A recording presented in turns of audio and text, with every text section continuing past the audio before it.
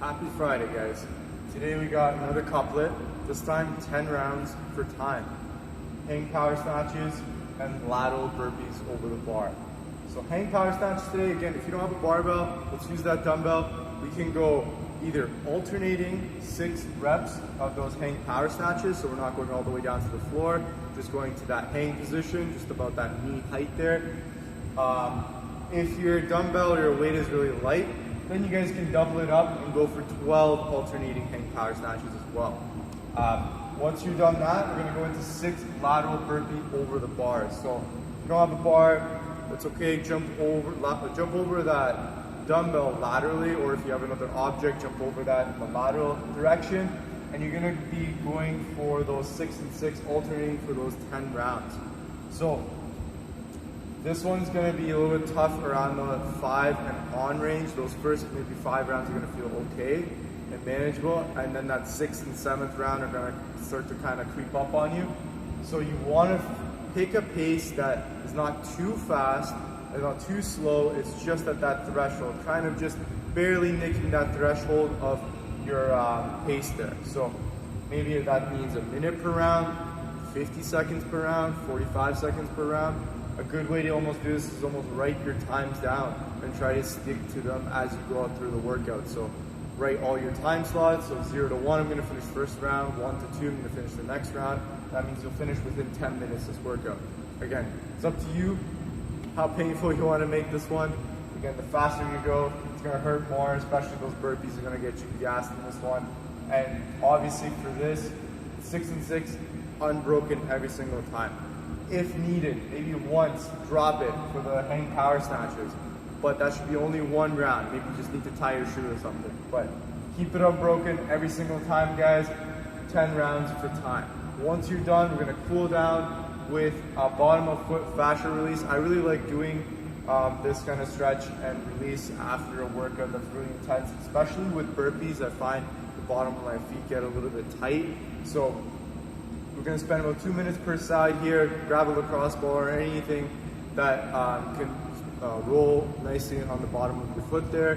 Just gonna make sure we open up and relax the feet, especially after all that jumping. Also, you're gonna feel a little bit in that hang power snatch, extending every time through those hips. So, great workout today, guys, and a good cool down to finish off the workout. Hope you guys enjoy it. We'll see you guys next for the warm-up. Alright guys, so for today's warm-up, we're going to start off with some mobility for the shoulder and for the hip. So we're going to start off with 3 and 3 shoulder rotations in that lunge position. So we're going to get down into the bottom of the lunge, stay nice and static, nice and upright. With that arm, we're going to keep the elbow locked out, everything neutral, going all the way overhead. As we reach that top point, we're going to twist that palm out and all the way through until our palm is facing the opposite way and the thumb's facing backwards to us from that original position. Then we're going to go back to that reverse position, coming back, twisting that palm continuously, and ending up with the back of the hand facing out towards you, towards the camera, with the thumb facing forward this time. Going for 3 on one side, then we'll switch our stance with our legs and do 3 more on the opposite side. Once you're done with the shoulder, we're going to go into that hip. You've probably done this one before. We're going to go from the quadruped position.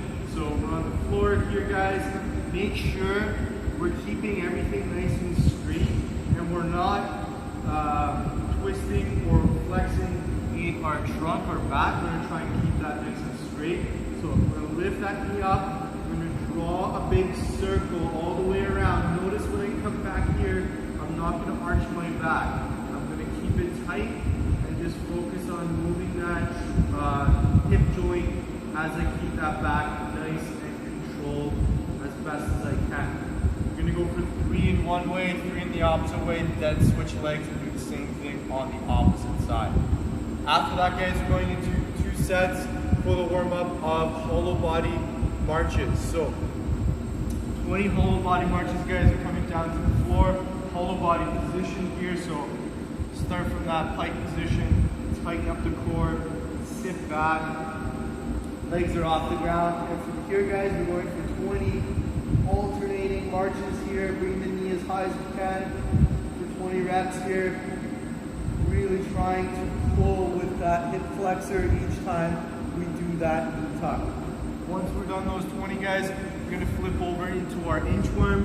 So we're gonna come up to the standing position, walk our hands out to that push-up, go for one push-up, and then from there, guys, we're gonna walk our calves out, feeling that stretching our calves. Couple reps there, then walk our hands back in again to open up. We're gonna do that 3 times. Once you're done those 3 inchworms, we're going into 5 and 5 dynamic step ups. So we're gonna get that heart rate up a little bit, get a little bit more dynamic and fast with our movements. So you're gonna find yourself a box, or if you have a step, you can go off of a step here. We're doing 5 per side. So you're gonna leave one foot on the box the entire time. And as you're doing it, the opposite leg, you're gonna try and lead up and stand up as fast as you can. So I'm gonna start with my left leg on the box. I'm staying nice and upright. I'm gonna drive through that leg. As I come up, I'm gonna bring my knee as high as I can, then bring that foot back down again. Then again, you're gonna go back up, quick knee, back down again. If you feel comfortable, you can do them unbroken, where you go up, back down, really trying to get nice and springy off the floor, and really powerful through those hips to drive that knee up. 5 and 5 per side. Once you're done, grab your kettlebell, dumbbell, or any weight that you're going to use for kettlebell swings. I'm going to use a dumbbell here. I'm going to grab one bell, going into about squat position here, guys, with my feet, chest up nice and tall. I'm going to push my hips back, let that kettlebell swing back, then I'm going to drive it straight overhead. As I do that, guys, I'm using the drive from my hips to get that dumbbell all the way overhead. So make sure you're not trying to pull it with your arms overhead. You're really utilizing those hips to drive your weight overhead. 2 sets of that, guys. Once you're done, we'll see you next for the workout standards. With the alternating snatch. I got a dumbbell here, guys. So, depending what you have at home, your starting position might be slightly different, okay? So, what I'm getting at is if I have a smaller object, I might have to squat down to reach it versus leaning forward and rounding my back. That is usually your go-to, more natural, kind of lean forward, reach for it. Then that changes your spine position, does not keep it in neutral position. So try to get in the habit of hinging with the hips, okay, squatting down if your object is a little bit smaller, okay? To avoid using your back or compromising your back position, use those legs.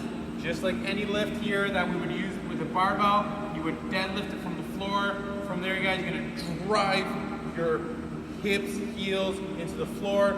As you drive your elbow slightly back, then quickly turn it around and punch it to the ceiling, okay?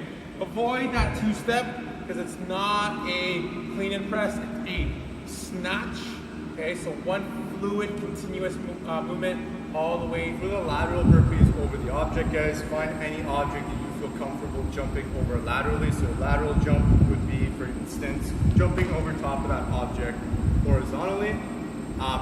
If you're comfortable with that, guys, you're gonna add that burpee and then jump over that object to finish that rep. So for the burpee, guys, hands will be a little bit ahead of that object. Coming down, chest touches the floor. From here, we're gonna bring our feet in and as close as possible in line with the middle of that object or where the object is in itself. From here, I'm gonna jump over top of that object to finish that rep. Again, make sure you're trying to bring your feet in as close as possible to the middle of the object and you're keeping your heels and toes planted to get yourself ready to jump over. Those will be your lateral burpees over an object. Alright guys, so we're here with the AFTERBURNER. Again, we're going to go over that bottom of the foot fascia release and how to do that. Just really basic. You guys can use a ball if you have a cross ball or something small that you can kind of pin underneath your feet. You guys can use like a PVC pipe as well. Make sure you're not wearing your shoe. You won't really feel this if you're wearing a shoe there. You want the bottom of your feet to make contact with that object. So I would start at that middle of the foot and kind of roll from the heel all the way to the top of that foot. You don't need to go into the toes there. Try to stay on that base of the foot to the sole of your feet. And kind of just move around back and forth.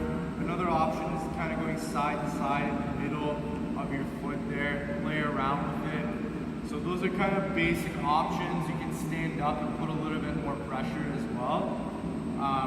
Another thing you guys can work on in that 60 seconds, or sorry, 2 minutes per side, let's see if we can move around that ankle or like grip the ball a little bit. So I'm gonna think about pulling my toes in and kind of gripping that ball, and then I'm gonna roll on that ball. I'm gonna feel a little bit more tension. Maybe you might feel a little bit better release doing that.